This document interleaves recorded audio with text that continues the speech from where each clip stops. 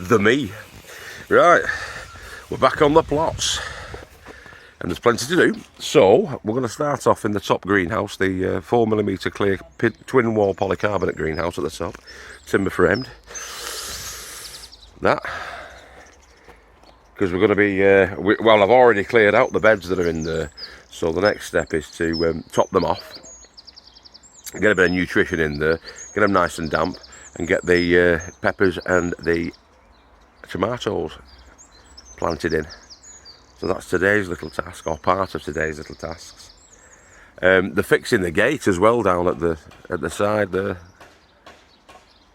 So that's a good thing, because it was an absolute bugger to open and close.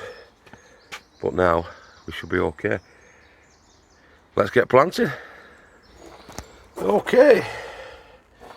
So these beds are 8 feet by about 20 inches. As you can see there is growing medium in there, but it's all dry and it's quite spent. I'm going to be adding into that a couple of bags of compost. Maybe about half a bag on there and about a bag and a half onto this, and mixing it well in and adding some blood, fish and bone into the mix. Just so we've got some nutrition back in the ground. Get it all nice and damp, and away we go.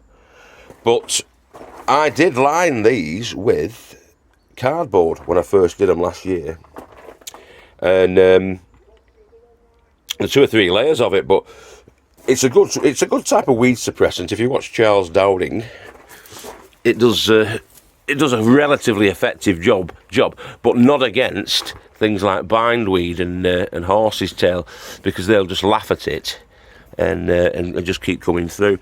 So it's just something I'm going to have to live with, and we'll gradually over time weaken it by pulling them out. But yeah, I'm just going to up the consistency and the volume of growing medium in there with my compost, and add the amendments in. So onto our beds, we're going to sprinkle some blood, fish and bone, which is a good general purpose jobby. The bone meal, I'll add calcium, which your fruiting plants will enjoy.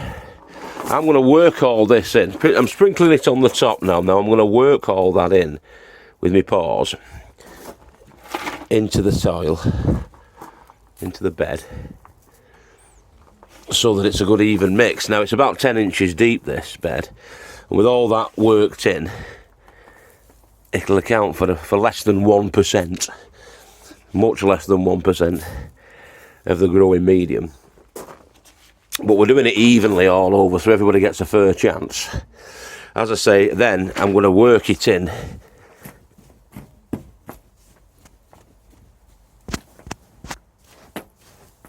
quite vigorously, so it gets down, and then when we water that up, it'll further wash down the nutrition into the soil. That's the idea. So leave me with that. That'll take a couple of minutes to work it all into the mix. Okay, so that's spurring use of the blood, fish and bone. It's probably had about sort of, I don't know, eight handfuls, about a handful per foot. So a foot by 20 inches, something like that. But they're only scoops with your hand. That's all I do into there. I keep it simple. Work that thoroughly then into the soil, and you're not going to be overfeeding the plant then.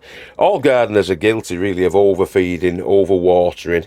You know, you want to be a little bit more judicious with that and let them fend for themselves, especially when they're small. When they get to be bigger plants and the fruits start to set up on the vines or whatever, it's at that stage really you want to be adding in the feed. I add in the liquid feed in the form of the comfrey for the fruiting plants. But yeah, the NPK, if you're using the macronutrients, the NPK for blood, fish and bones are around about 5, 6. Okay. So in fact we'll have a look, shall we, while we're here.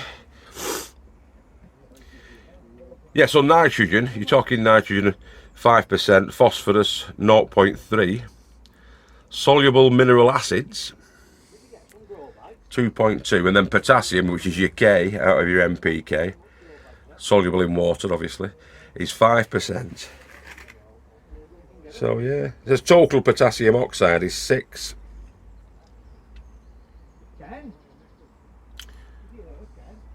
It's busy today, everybody's being noisy. But what I'm going to do with that bed now, I'm going to water it in, so that again, for the nutrients are integrated into the soil mix. Water that in and then top it off with the clover, which is a gift from young Darren who's leaving. He's moving up to Carlisle. He's just given us a bag of the clover, which was very nice of him. So I'm topping that off with that. I've already done it on that side, and really, it's to keep the beds at the level that they are now. It's only going to be probably a bag, one full bag of 75 litres to top off both beds on either side, which isn't too bad. It costs £6 a bag, that, if you was to buy it. So okay, let's go. I'll just move these out of the way so I don't fill up my bloodfish and bone with water, but I'm going to give the beds a pretty good soaking. That's the air pockets coming out of the hose pipe there.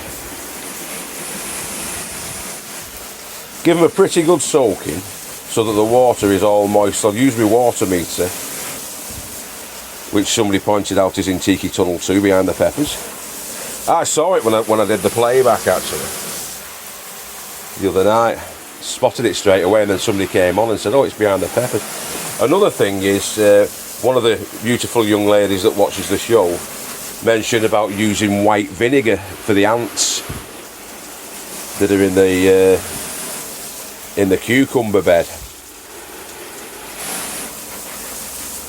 which I'm going to try as well. White vinegar, instead of using the sort of insecticide poison, which we are trying to not do. I'm going to try the white vinegar, see how that gets on. But yeah, like I say, I'm going to give it a good soaking, and then I'll leave it for about 10 minutes, then let the water drain down into the soil, get my moisture meter out, and just check that it's moist. I don't want it absolutely sodden and soaking wet, but I do want it moist, this soil, when I'm planting in my peppers and my tomatoes shortly. Right, we'll crack on with that. Okay, and that's the first bell pepper one that's gone in.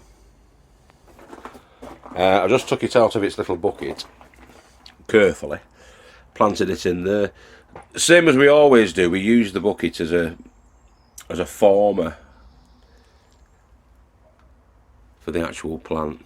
So we bury the bucket in, pull the bucket out, take the plant out of the bucket, and then put the root ball into the impression that we made with the bucket, and then firm it around, and that'll be watered in shortly. But I've staked it up, as you can see there, with the canes, so when it gets to about here, I'll nip out the shoots, and so then it'll continue on to bush a little bit, and I'll prune it back, because I don't want it to be too big in here. It'll get unwieldy and the plant will fall over. That's why I've staked it up, because they're not very strong on the stem when they've been grown inside like that. In the wild they'll grow naturally, obviously, but we've not got the temperatures over here to keep them outside while they grow, so that's why we're staking them up like that. But I'm going to carry on with that bed, and hopefully I'll be able to get, potentially I think I'll be able to get about 6 plants in there, and the same on this side. So yeah, let's crack on. Look at that pretty guy. Not sure of the species, but he's in Tiki Tunnel 2, having a rest.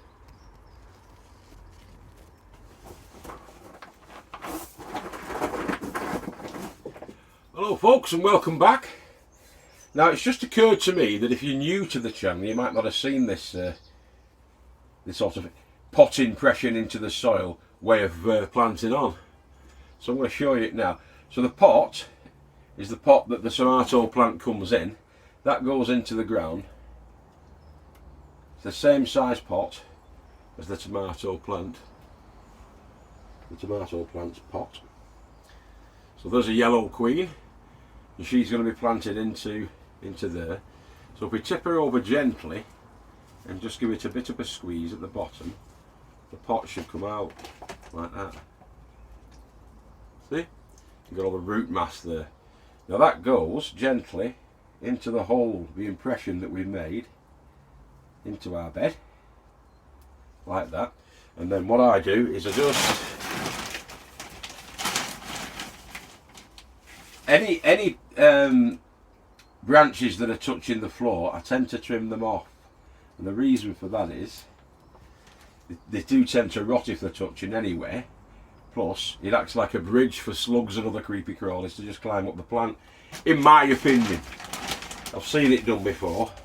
I've seen them do it. Now at the base of the tomato plant, you've got the hairs that are sticking out, and they become roots. So what I'll be doing here is just putting a little bit more compost, the clover compost which I'm using, around. I just heard a rumble of thunder then, I think. I did. And it was a big rumble of thunder as well. So maybe we're finally getting the storm that they promised us. Promised a storm in the week, but it never came. But in the south of England, it did come. London was awash. So anyway, it's in the ground. You can see the root ball there. I don't want to overwater it, but I will give it a bit of a drink.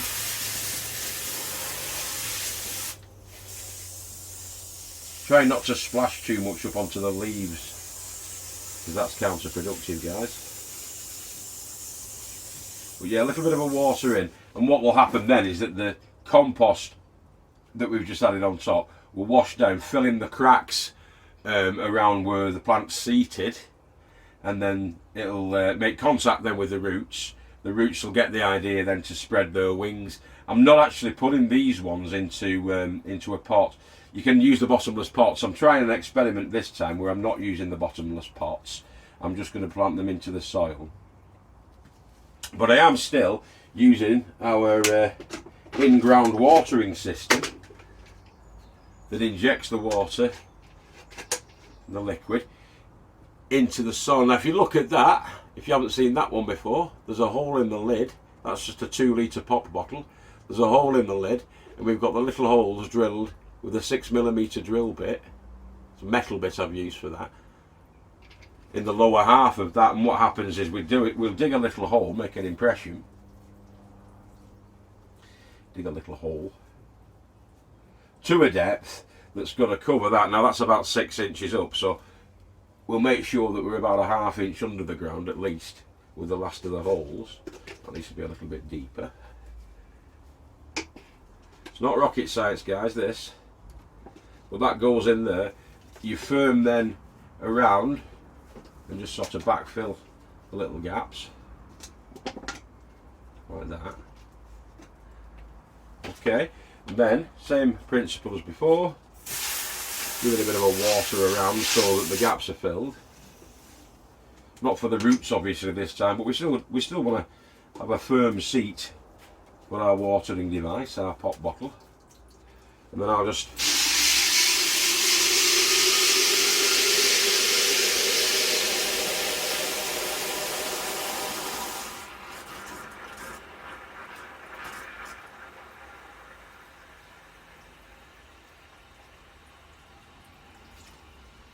do that initially, give it a good fill up. It's like making mud pies when you were a little kid. Same with that one.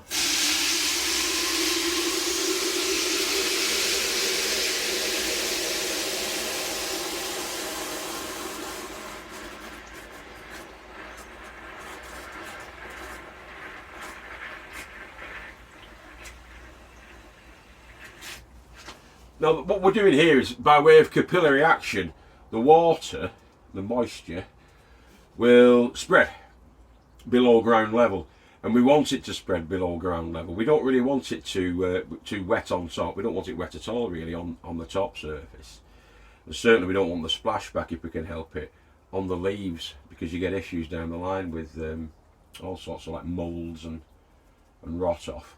We want to keep this area around the stem where it's going into the ground relatively dry, because again, if it's too wet, you'll get rot off on your stem. You get basal rot off. bottom of your stem, which means the plant will die and fall over, and you won't get any tomatoes at the end of it. But yeah, between each plant goes one of these, so you've got one either side of the plant. That moisture, obviously the bottle's just shy of 2 litres because I've trimmed the bottom off the bottle, so that's just shy of 2 litres. That'll soak into the growing medium. In about a half an hour's time, I'll do that again. So it's getting 2 lots of, say, 1.5, 1.75 litres, something like that. 3.5 litres altogether, maybe. Going around that plant. Now it'll spread out through capillary action and should then moisten all the soil in the bed about 1 inch below ground level. And it works. That works. It's worked for the last 3 or 4 years, that, since we started doing it. The roots that we've just, the roots from the root ball we've just planted in there will then go and seek that moisture out, because it's not directly around where the roots are. The roots will have to spread to find that moisture. We'll also be feeding every 10 days with the comfrey feed. The liquid comfrey feed will be going into there every 10 days. A dilution of 20% comfrey feed to 80% water, liquid feed. And we'll show you that shortly. I'm going to be decanting some comfrey, so I'm going to get a peg for my nose and do that for you. Yeah? But that's essentially what we're going to be doing. So that's then, the soil's relatively damp now, but that's because I don't want too much shock for these tomato plants. They've been sat in a shallow tray of water, taking all that up, and if I put them into dry soil, they'll just wilt and potentially die if you get hot sun on them. But you can overwater as well, so you've just got to be careful you don't do that. You don't overwater. So every probably 2 days, if it's hot conditions, I'll be doing that. I'll be doing 2 litres or just shy of 2 litres, going away for half an hour while I do my bits and pieces, coming back and giving it another 2.5 litres, and that way it'll absorb through osmosis. I think I've got the right word there, osmosis. Capillary action through the growing medium, and yeah, Bob's your uncle. Somebody said the other day Bob was his uncle, and I said, well, that's fortuitous. Whenever you say Bob's your uncle, you're not telling lies then, are you? Right, so there we go. I'm going to continue on doing these beds. I've just put the Corno di Toro Rosso peppers in behind me. I'll show you those in a minute, but yeah, I'm just going to carry on. Okay, so I'll catch you shortly, guys. I just thought I'd show you that in case you haven't seen it on the show before. Sorry about Brother Belo's tooth there. He's such an uncouth fellow. Anyway, he's not going to be doing the comfrey feed today, the decant of the comfrey feed, because he's not got his funnel. But stay tuned for that for tomorrow, because that's what's going to be happening tomorrow. We're going to actually be cutting back and claiming some more of the comfrey plant and creating the comfrey feed. So yeah, stay tuned for that. And we'll be decanting the liquor from the already made comfrey feed into I think the 3 litre milk bottles. So yeah, that's going to be coming up tomorrow. Anyway, back to the show. Catch you in a bit. I forgot to tell you, the next thing you do is to stake them up with the cane. Now I try and avoid the original root mass, because you don't want to damage that root mass if you can get away with it. So I put the canes there on a bit of an angle that leads up to a secure point at the top. These in ground watering devices. I then add one of these, and it's just a 3-inch pot, and usually they fit perfectly, which they do, into the plastic pop bottles. Okay, so that's into the plastic pop bottle. The only reason that I do that is bumblebees. I have found when I did it for the first time that several bumblebees had fallen into the pot, not been able to get out, because there's been a little bit of a residual water at the bottom of the bottle, and they've fallen into there, not being able to get out, and they've drowned, which we don't want because we like the bees. So I always put that in, and then when the water drains down, that's still dry, and the bee can escape. And I sound like I'm from Burnley or somewhere like that for some reason. Don't know why, but that's what we're getting. Yeah, so that's it. Staked up. Those little curly twine jobbies, these, which I got from Poly Green. These wire ties that are already in little hoops. These I find fantastic at the moment anyway. They're just right for getting around the stems. As the stems become a little bit bigger, I doubt that they'll be able to cope because they're only about an inch round or something like that. But for the time being, they're doing the job. I might just keep moving those up and then putting a bit of string around. You'll take them off and move them up as the plant grows. But yeah, I like it. I like it a lot. Right, catch you in a bit, boys and girls. Now I'm determined to have sun gold plants. Sun gold tomatoes. Sun gold. Beautiful little cherry tomatoes. But we've been struggling because of the leaf curl on the earlier ones. But these are suckers that we took off from the main plant and we potted on, if you remember, the other day. Well, we actually potted these on the 12th of the 21st of the 5th. So that's nearly a month ago these were potted on as suckers. But there are roots coming out the bottom. So I've every faith in these. What we will need to do though is clear away some of the lower foliage, which will leave the plant quite barren at the moment. Don't know where my little scissors have gone, but I've got this knife here. Perhaps this will help.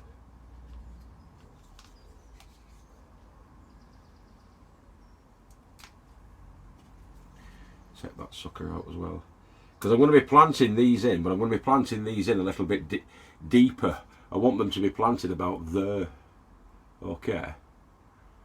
So, again, we'll make our little impression. I'm going to go for 5 plants, tomato plants on this side, but 6 peppers on the back face. Back. Sounded like I was from St. Helens then when I said back. Back. Okay. So that pot wants to be a little bit deeper. If I can get it a little bit deeper. Don't be frightened of your plants, guys. They'll either live or they'll die, won't they? But you do all you can for them. And they stand the best chance then, don't they? Right, well that's going to be about an inch below ground level. Okay. That. So out she comes. And upside down she goes. Okay. Again, decent root ball on them. Considering it was a sucker. Like I say, the roots will come from every part of the tomato plant. A root will grow.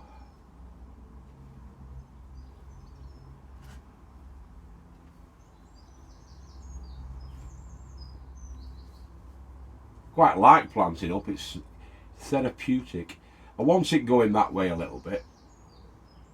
Going in a little bit, because when the cane goes, I want it to follow up the cane at that sort of an angle. So it's hanging over the path. That's what you want to watch out for as well, stuff like this.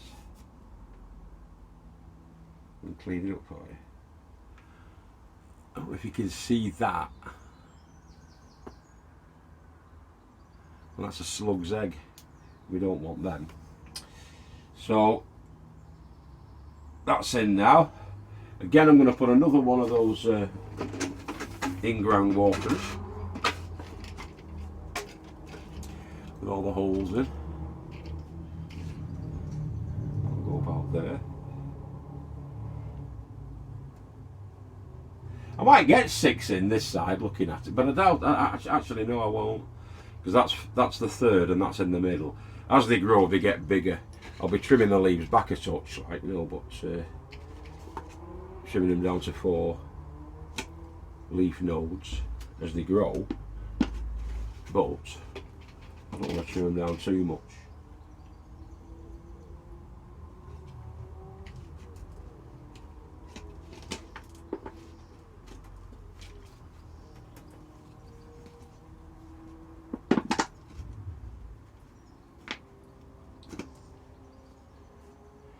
I usually put my fist inside and fist them into the ground, but Tony O'Neill's a dirty-minded pervert. He keeps pulling me for fisting me beds. Right, there we go. I'll use a clean one to pop in the top. And again, look, you can use different sorts of pressure on your hose pipe. And a gentle touch.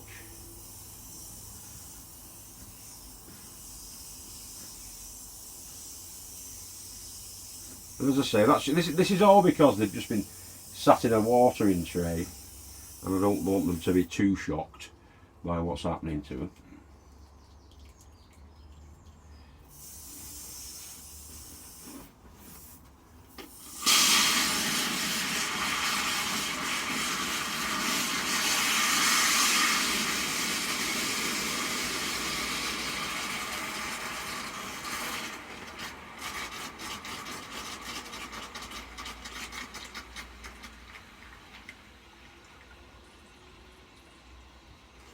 We just keep going along like that, essentially. Give my hands a little bit of a sprinkle off, because I'm going to be having a sandwich in a minute. I don't want too much of... I'm not that much of a nature boy that I like eating soil, you know, but there we go. And again, the cane will be going in at the back there. I've noticed there's a flower branch coming off there as well, vine. So I've got to be careful of that. I don't damage that. Cane will go in again straight up to the top. And Robert is your auntie's living lover.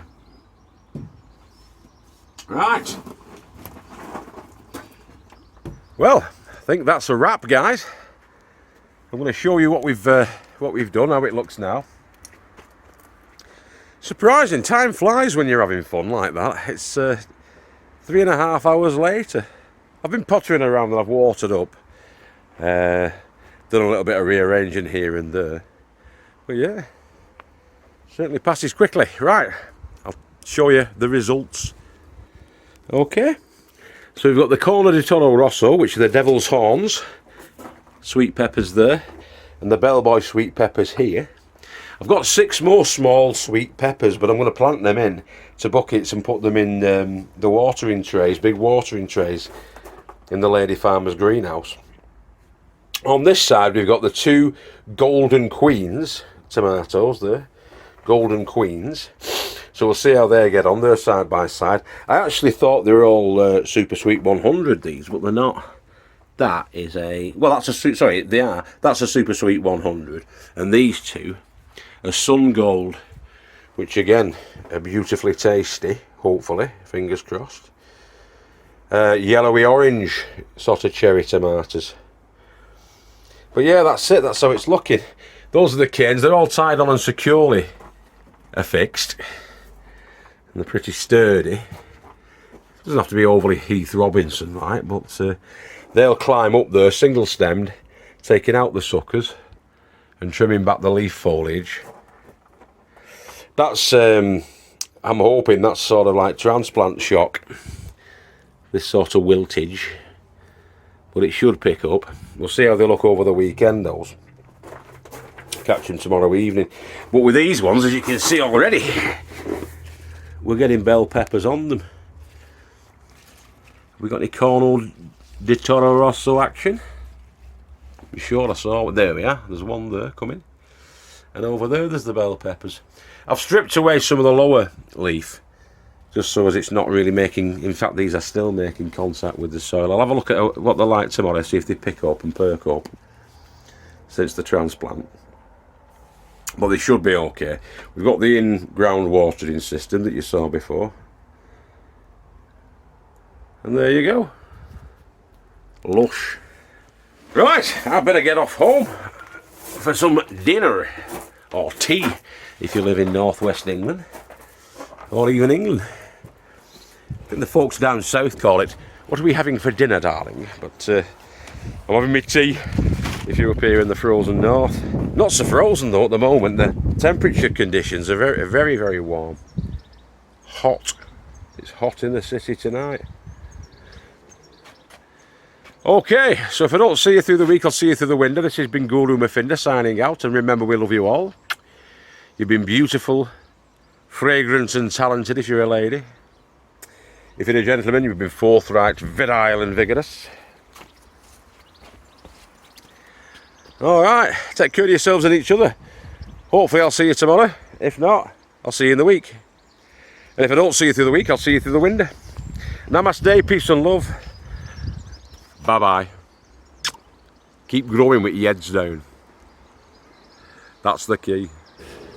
Good old brother Beelo there. Now on tomorrow's episode, potentially, it's going to be spuds, peas, weeds, and... I had it in my mind then. Spuds, peas, weeds, and comfrey feeds. So we're going to show you the comfrey feeds. We're going to be harvesting the comfrey. That's massive now, it's all falling over. It needs to be harvested and trimmed back. And we're also going to be showing you the end result and decanting that comfrey feed into oh, excuse me, I've just had Coca-Cola, into the big 3 litre or 3.4 litre or whatever they are, the big milk containers, the milk cartons. I've got 6 of them, so I'm going to be filling those up. So we've got a stockpile of feed, yeah, liquid feed, for all of those tomato plants and capsicums. I'm showing off there. Capsicum is a fancy name for peppers. Anyway, we're going to be using it on the cucumbers as well. So we've got the comfrey feed. I'm going to show you that tomorrow. Take care of yourselves and each other. Namaste and peace to everybody in these trying times. And yeah, keep growing with your heads down, boys and girls. Bye bye now. Take care. God bless.